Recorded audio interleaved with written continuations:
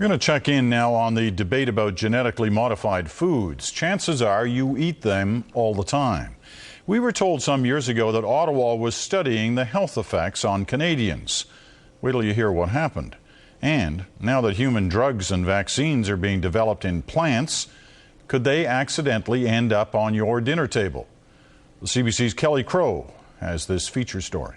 GMO, just say no to the GMO. Say G, the GMO. I just say no to the GMO. Something's fishy about this tomato. Don't you know it's a GMO? We feel the opportunities of this technology far outweigh any perceived or actual risk. Any politician who tells you these products are safe and that is known through scientific testing is either very, very stupid or they're lying.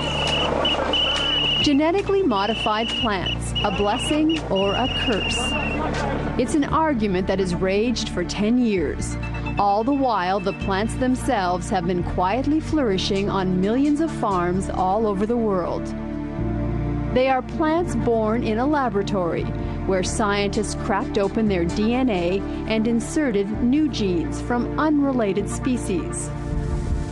When the first seeds were planted, there was no fanfare, just a few farmers taking advantage of new technology that promised to make their life easier. Today, more than 80% of Canadian canola, 30% of corn, and a quarter of the soybean crop is genetically modified. Renee Van Acker has spent 10 years watching this revolution in the fields, not as a cheerleader nor an opponent, but as a scientist concerned that the right questions are asked and answered. When we talk about this, there's a whole cohort of people that immediately shut us out and just say, oh, you're anti-GM. You know, we don't even want to hear anything because you're just anti-GM. And we're not. I'm not anti-GM.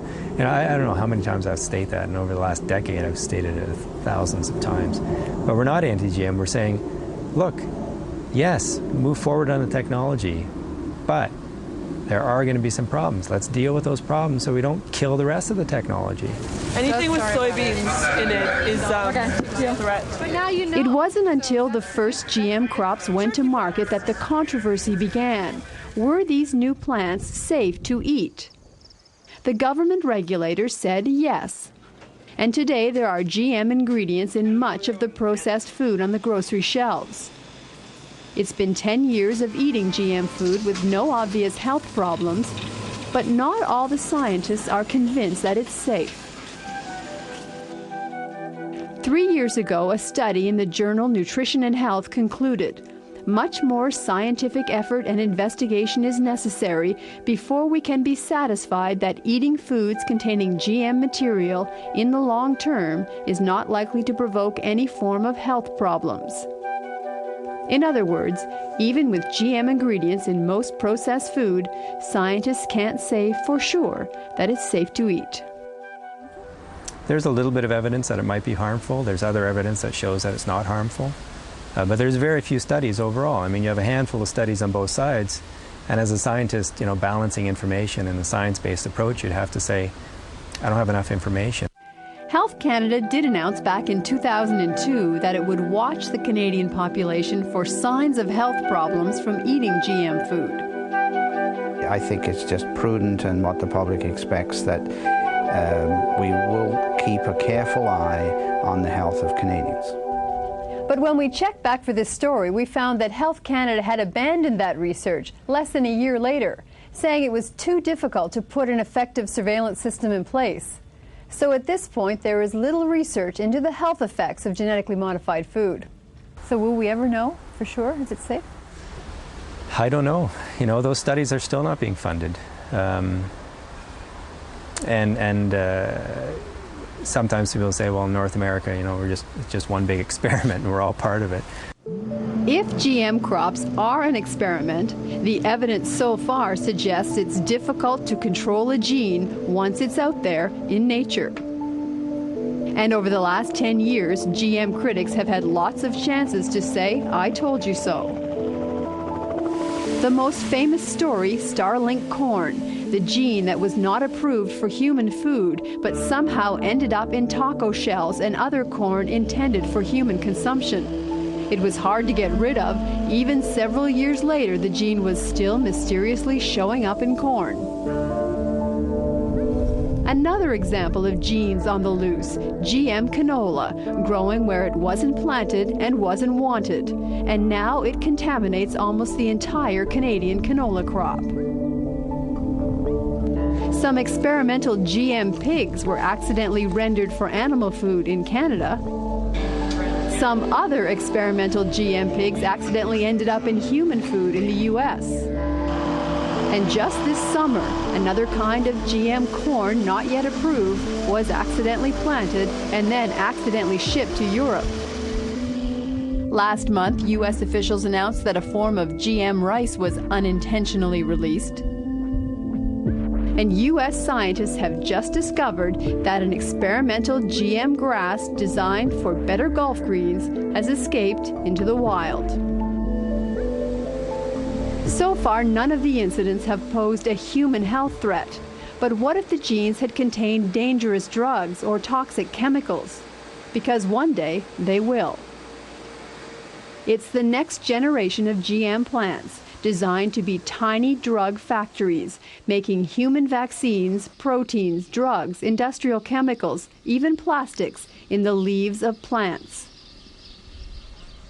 Stephen Yarrow at the Federal Canadian Food Inspection Agency will be responsible for approving this new generation of GM plants. And our concern about that future on the horizon is that it's very important that those types of plants are kept completely separate from the food and feed production systems. But the question is how to keep them separate when experience has already shown that genes escape. I mean, the whole food system is at stake. If we start, cavalierly putting these things into food and feed plants, without a decent plan for containment, or without really understanding how one contains these species. Research is showing that plants are difficult to contain. Here, a scientist is studying alfalfa, some of it growing as a crop in the field, and some of it growing wild in the ditch, where the seeds can survive for 70 years. A problem if those seeds contain a dangerous drug or chemical. Government officials say they're asking industry not to use food plants to grow drugs. Well, we're waiting to see what develops, but we are consulting with the industry, certainly urging them not to use some of the basic feed and food producing crops such as canola and corn and so on. So we'll have to see what the industry develops and what types of plants that they wish to put these type of traits into. But there is no law to prevent the use of food crops. And in the U.S., most of the field trials have used corn. And there has already been a mistake. An experimental plot of corn, modified to grow a human hepatitis vaccine, accidentally showed up in soybeans headed for market. Why are we doing this? Why would somebody choose corn to do that? Really bad idea, Why would they put it in a food or feed crop? Well, they're doing it because they can. It's easy. It's easy to do in corn because they have the systems in place, and it's cheap. It makes the production very, very cheap. Well, yeah, but what's the risk? The risk is huge. At the Canadian Food Inspection Agency, Stephen Yarrow says there should be a public debate about this future of molecular farming. We're changing the nature of agriculture with these types of advances, or potentially could be.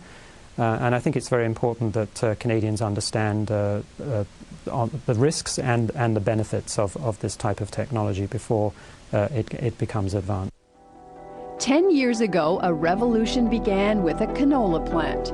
Today, there are genetically modified glowing zebrafish, fast-growing salmon, GM pigs, and plants that make human proteins and drugs.